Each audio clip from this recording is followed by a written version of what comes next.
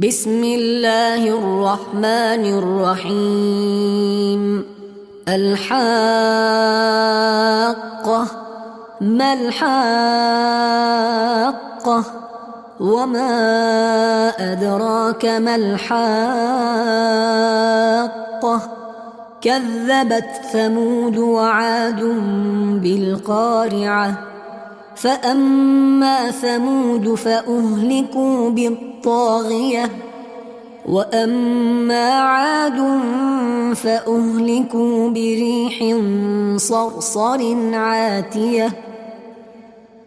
سخرها عليهم 7 ليال و8 أيام حسوما فترى القوم فيها صرعى كأنهم أعجاز نخل خاوية فهل ترى لهم من باقية وجاء فرعون ومن قبله والمؤتفكات بالخاطئة فعصوا رسول ربهم فأخذهم أخذة رابية إنا لما طغى الماء حملناكم في الجارية لنجعلها لكم تذكرة وتعيها أذن واعية فإذا نفخ في الصور نفخة واحدة وحملت الأرض والجبال فدكتا دكة واحدة فيومئذ وقعت الواقعة وانشقت السماء فهي يومئذ واهية والملك على أرجائها ويحمل عرش ربك فوقهم يومئذ 8 يومئذ تعرضون لا تخفى منكم خافية فأما من أوتي كتابه بيمينه فيقول هاؤم اقرءوا كتابيه إني ظننت أني ملاق حسابيه فهو في عيشة راضية في جنة عالية قطوفها دانية كلوا واشربوا هنيئا بما أسلفتم في الأيام الخالية وأما من أوتي كتابه بشماله فيقول يا ليتني لم أوت كتابيه ولم أدر ما حسابيه يا ليتها كانت القاضية ما أغنى عني ماليه هلك عني سلطانيه خذوه فغلوه ثم الجحيم صلوه ثم في سلسلة ذرعها 70 ذراعا فاسلكوه إنه كان لا يؤمن بالله العظيم ولا يحض على طعام المسكين فليس له اليوم هاهنا حميم ولا طعام إلا من غسلين لا يأكله إلا الخاطئون فلا أقسم بما تبصرون وما لا تبصرون إنه لقول رسول كريم وما هو بقول شاعر قليلا ما تؤمنون ولا بقول كاهن قليلا ما تذكرون تنزيل من رب العالمين ولو تقول علينا بعض الأقاويل لأخذنا منه باليمين ثم لقطعنا منه الوتين فما منكم من أحد عنه حاجزين وإنه لتذكرة للمتقين وإنا لنعلم أن منكم مكذبين وإنه لحسرة على الكافرين وإنه لحق اليقين فسبح باسم ربك العظيم بسم الله الرحمن الرحيم الحاقة ما الحاقة وما أدراك ما الحاقة كذبت ثمود وعاد بالقارعة فأما ثمود فأهلكوا بالطاغية وأما عاد فأهلكوا بريح صرصر عاتية سخرها عليهم 7 ليال و8 أيام حسوما فترى القوم فيها صرعى كأنهم أعجاز نخل خاوية فهل ترى لهم من باقية وجاء فرعون ومن قبله والمؤتفكات بالخاطئة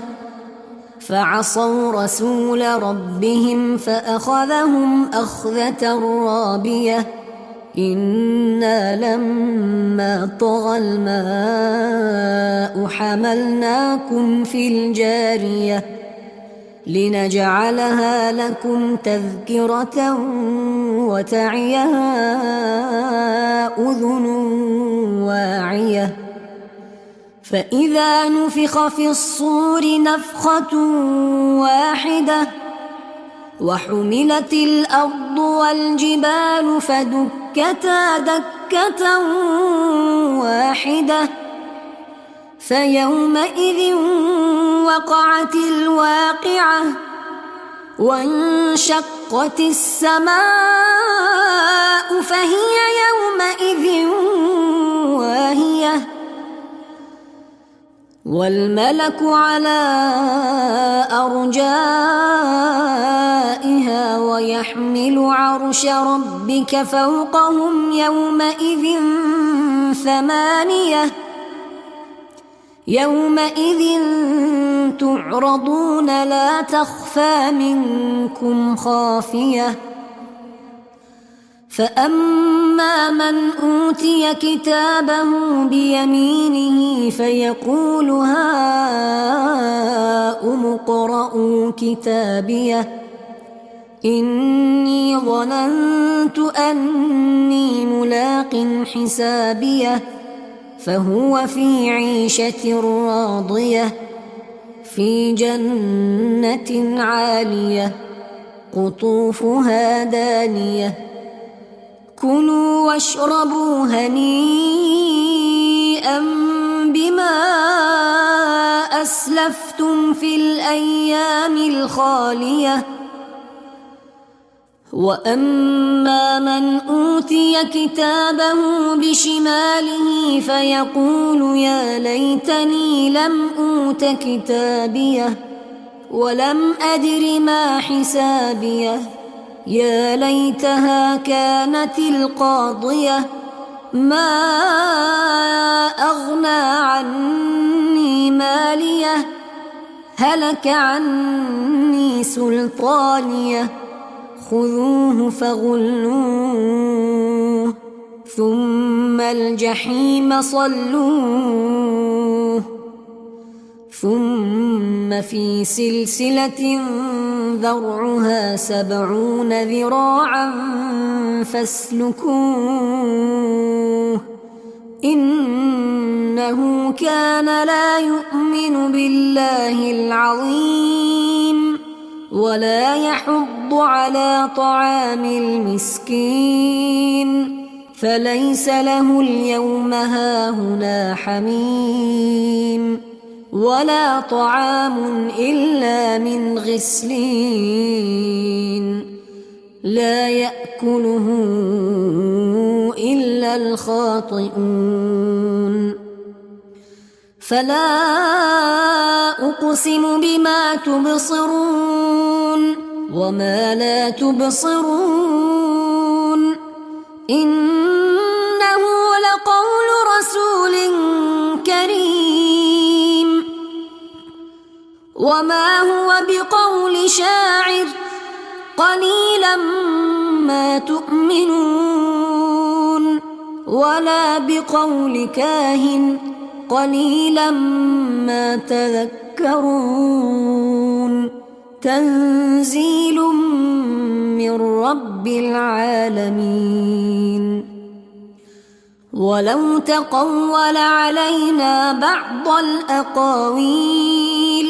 لأخذنا منه باليمين ثم لقطعنا منه الوتين فما منكم من أحد عنه حاجزين وإنه لتذكرة للمتقين وإنا لنعلم أن منكم مكذبين وإنه لحسرة على الكافرين وإنه لحق اليقين فسبح باسم ربك العظيم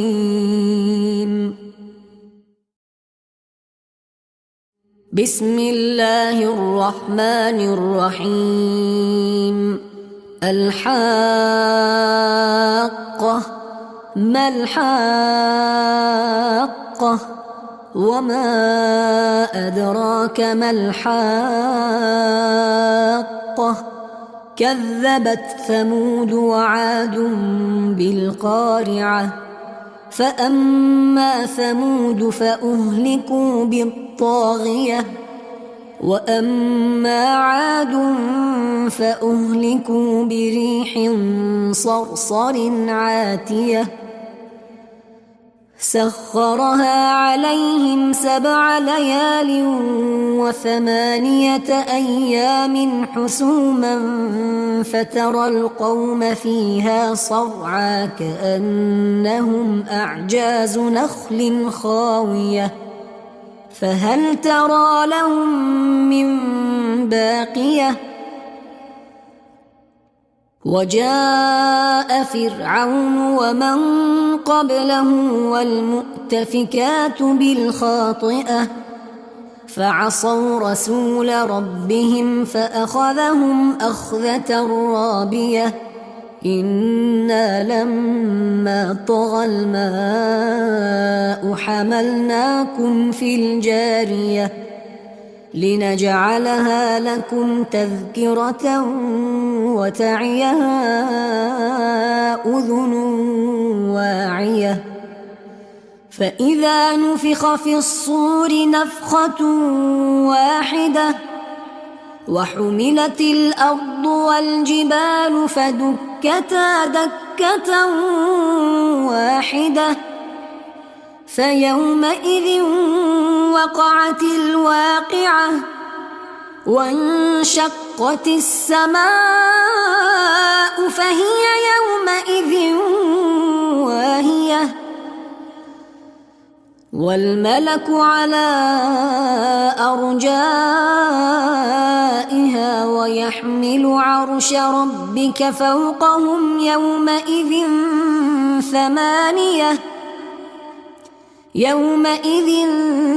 تعرضون لا تخفى منكم خافية فأما من أوتي كتابه بيمينه فيقول هاؤم اقرءوا كتابيه إني ظننت أني ملاق حسابيه فهو في عيشة راضية في جنة عالية قطوفها دانية كلوا واشربوا هنيئا بما أسلفتم في الأيام الخالية وأما من أوتي كتابه بشماله فيقول يا ليتني لم أوت كتابيه ولم أدر ما حسابيه يا ليتها كانت القاضية ما أغنى عني ماليه هلك عني سلطانيه خذوه فغلوه ثم الجحيم صلوه ثم في سلسلة ذرعها 70 ذراعا فاسلكوه إنه كان لا يؤمن بالله العظيم ولا يحض على طعام المسكين فليس له اليوم هاهنا حميم ولا طعام إلا من غسلين لا يأكله إلا الخاطئون فلا أقسم بما تبصرون وما لا تبصرون إنه لقول رسول كريم وما هو بقول شاعر قليلا ما تؤمنون ولا بقول كاهن قليلا ما تذكرون تنزيل من رب العالمين ولو تقول علينا بعض الأقاويل لأخذنا منه باليمين ثم لقطعنا منه الوتين فما منكم من أحد عنه حاجزين وإنه لتذكرة للمتقين وإنا لنعلم أن منكم مكذبين وإنه لحسرة على الكافرين وإنه لحق اليقين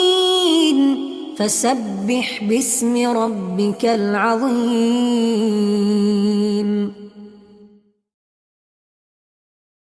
بسم الله الرحمن الرحيم الحاقة ما الحاقة وما أدراك ما الحاقة كذبت ثمود وعاد بالقارعة فأما ثمود فأهلكوا بالطاغية وأما عاد فأهلكوا بريح صرصر عاتية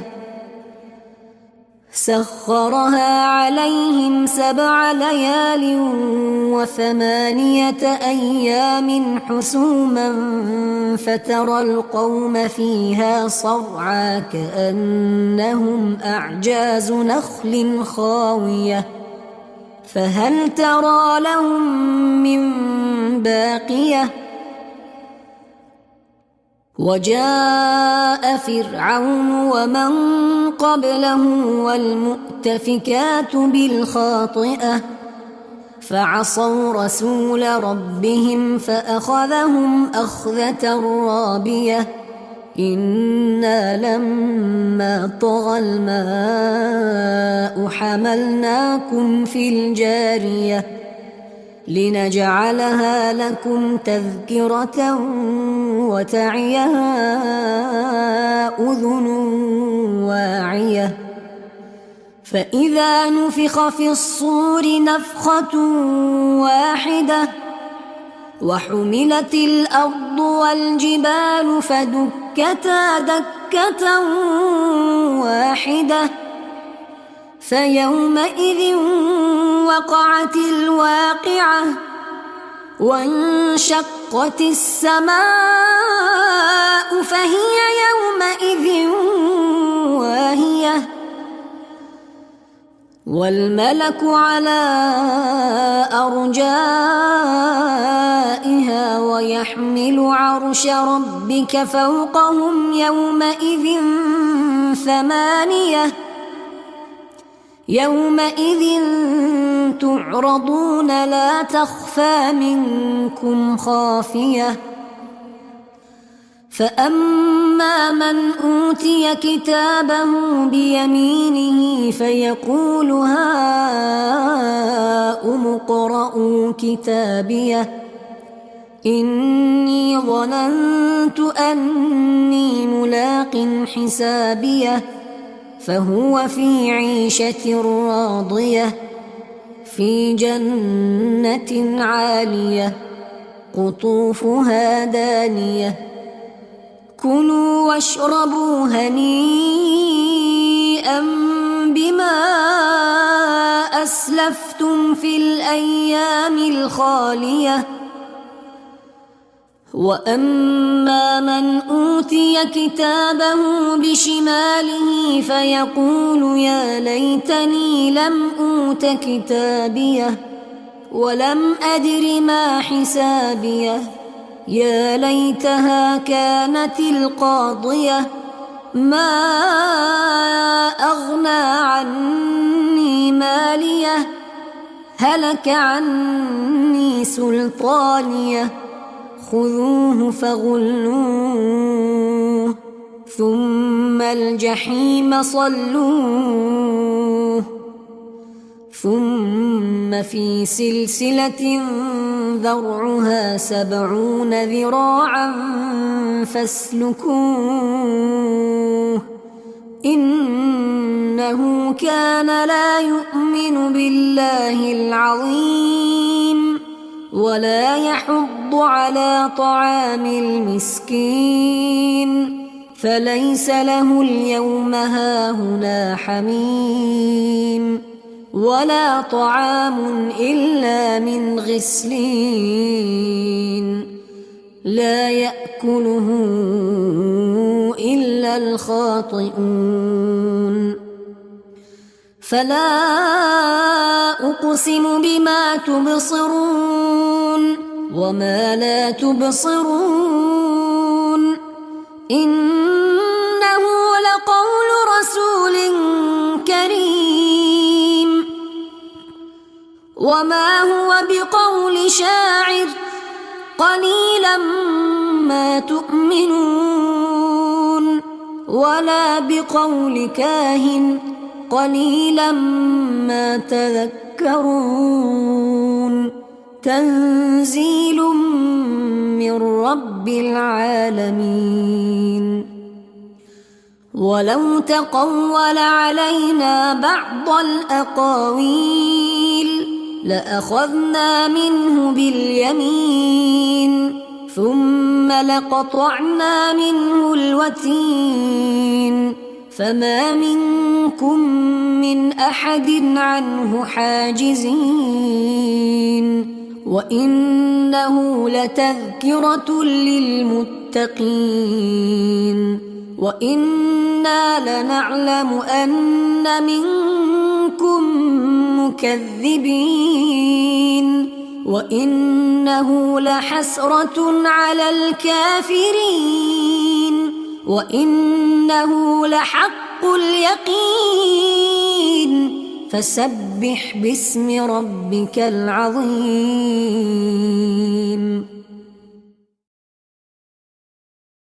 بسم الله الرحمن الرحيم. الحاقة ما الحاقة وما أدراك ما الحاقة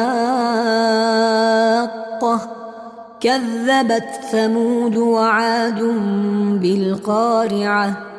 فأما ثمود فأهلكوا بالطاغية وأما عاد فأهلكوا بريح صرصر عاتية سخرها عليهم 7 ليال و8 أيام حسوما فترى القوم فيها صرعى كأنهم أعجاز نخل خاوية فهل ترى لهم من باقية وجاء فرعون ومن قبله والمؤتفكات بالخاطئة فعصوا رسول ربهم فأخذهم أخذة رابية إنا لما طغى الماء حملناكم في الجارية لنجعلها لكم تذكرة وتعيها أذن واعية فإذا نفخ في الصور نفخة واحدة وحملت الأرض والجبال فدكتا دكة واحدة فيومئذ وقعت الواقعة وانشقت السماء فهي يومئذ واهية والملك على أرجائها ويحمل عرش ربك فوقهم يومئذ 8 يومئذ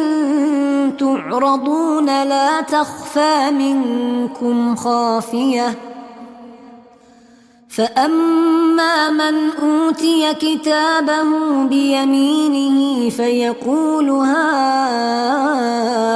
اقرءوا كتابيه إني ظننت أني ملاق حسابيه فهو في عيشة راضية في جنة عالية قطوفها دانية كلوا واشربوا هنيئا بما أسلفتم في الأيام الخالية وأما من أوتي كتابه بشماله فيقول يا ليتني لم أوت كتابيه ولم أدر ما حسابيه يا ليتها كانت القاضية ما أغنى عني ماليه هلك عني سلطانيه خذوه فغلوه ثم الجحيم صلوه ثم في سلسلة ذرعها 70 ذراعا فاسلكوه إنه كان لا يؤمن بالله العظيم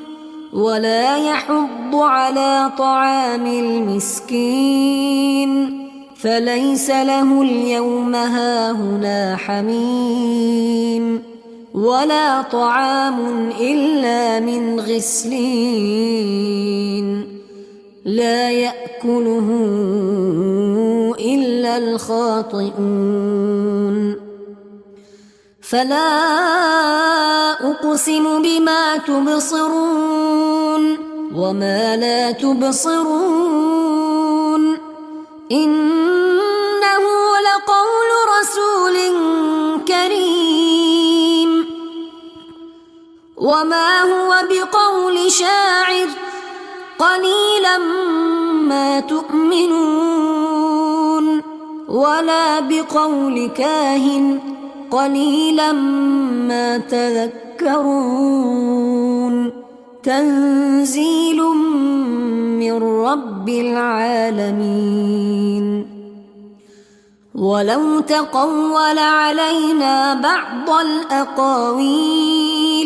لأخذنا منه باليمين ثم لقطعنا منه الوتين فما منكم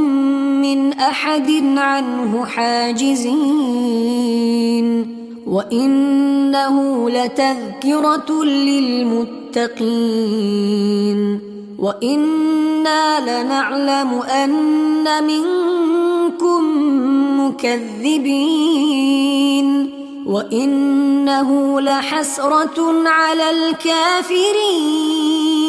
وإنه لحق اليقين فسبح باسم ربك العظيم